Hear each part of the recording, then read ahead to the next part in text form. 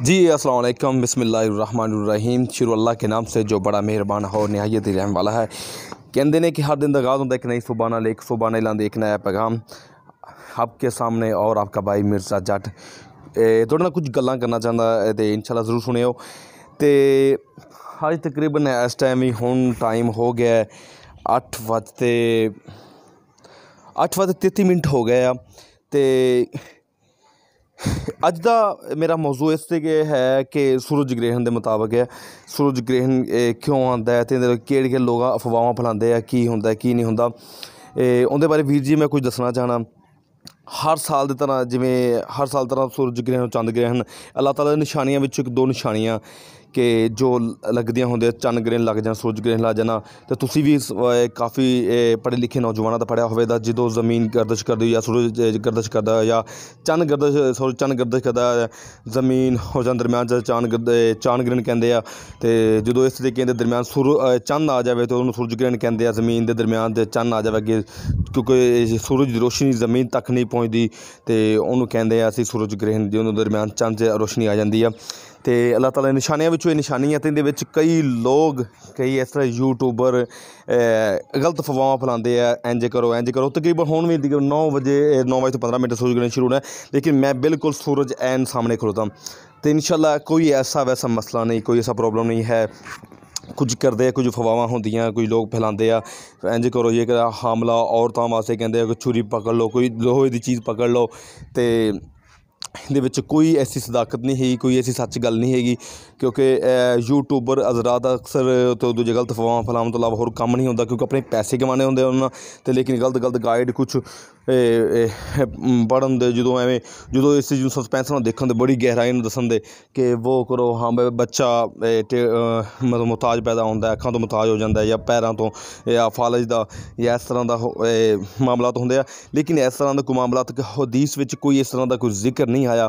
तो वीरे इस कोलों कोई हमेशा किसी आलम को अच्छे उलमा को महफलों बैठा करो, क्योंकि इस चीज़ का तुहानूं बड़ा पता चलता रहता। मेरा महफल अच्छे इस लोगों को बैठना मैनू भी इस तरह मैं भी दौड़े का एक इस चीज़ों से इतफाक करता सा। लेकिन हुण पता चलिया कि सब एक अफवाहां एक झूठियां, यूट्यूबर एक अपने चंद पैसे और कमाने की खातर सब कुछ गलत इन्फॉर्मेशन देंगे। जिस तरह अजकल के टिकटॉक तो इन्फॉर्मेशन ये करो शेयर करो व्यू करो, शेयर का बटन दबाओ ऐसे लाइक मिले, लेकिन वही गलत कहते हैं सिर्फ अपने। तो लेकिन उनका एक दिन झूठ ही होंदा है, झूठ का पर्दा जिस इस तरह पिछले साल भी तुसीं देखा होवे सर्दियों में सूरज ग्रहण होया तो कुछ किन्ने यूट्यूबरां ने गलत अफवाहां दित्तियां।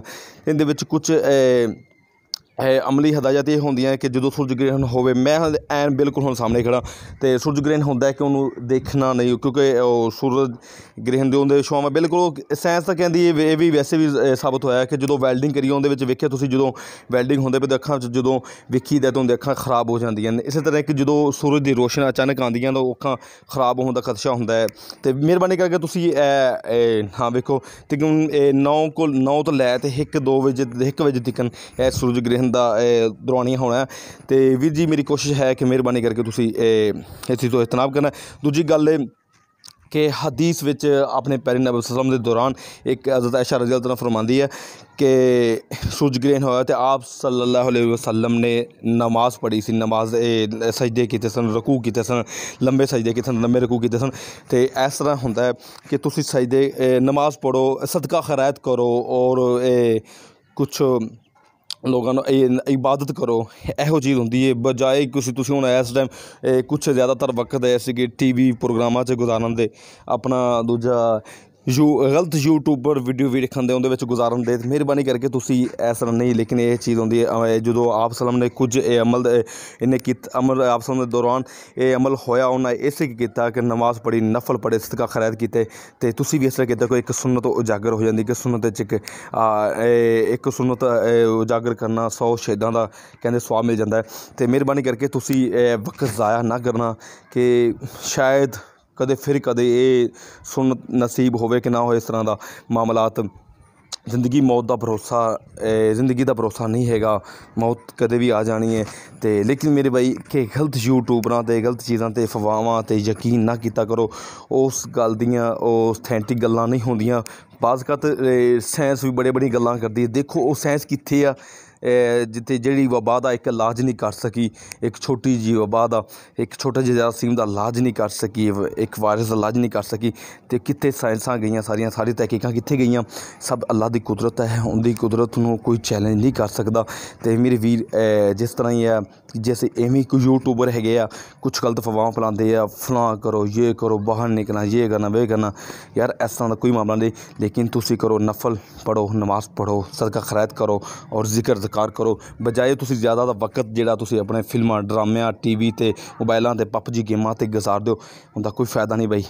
ਅਤੇ ਬਿਹਤਰ ਇਹ ਕਿ ਤੁਸੀਂ ਆਪਣਾ ਜਿਹੜਾ ਇਸ ਦਿਨ ਨੂੰ, ਚੰਦ ਘੰਟਿਆਂ ਨੂੰ ਆਪਣੇ ਇਸ ਕੀਮਤੀ ਪਲ ਬਣਾ ਲਓ। ਅਤੇ ਮੇਰੇ ਇੱਕ ਥੋੜ੍ਹੀ ਇਹੋ ਗੁਜ਼ਾਰਿਸ਼ ਹੈ ਉਹਦੇ ਨਾਲ ਹੀ ਕਿ ਮੈਂ ਇੱਕ ਆਮ ਜਿਹਾ ਵੀਰ ਹਾਂ ਬਈ ਹਾਂ, ਅਤੇ ਤੁਸੀਂ ਮੇਰਾ ਚੈਨਲ ਜਿਹੜਾ ਮਿਰਜ਼ਾ ਜੱਟ ਆਫੀਸ਼ੀਅਲ ਸਬਸਕ੍ਰਾਈਬ ਕਰਨਾ ਔਰ ਘੰਟੀ ਬਟਨ ਦਬਾਉਣਾ, ਔਰ ਲਾਸਟ ਵਿੱਚ ਇਹਨੂੰ ਵੀਡੀਓ ਨੂੰ ਸ਼ੇਅਰ ਵੀ ਕਰਨਾ ਔਰ ਦੋਸਤਾਂ ਨੂੰ ਦੱਸਣਾ ਵੀ ਹੈ। ਅਤੇ ਲੇਕਿਨ ਕਦੇ ਵੀ ਗਲਤ ਵੀਡੀਓ 'ਚ ਯਕੀਨ ਨਾ ਕੀਤਾ ਕਰੋ।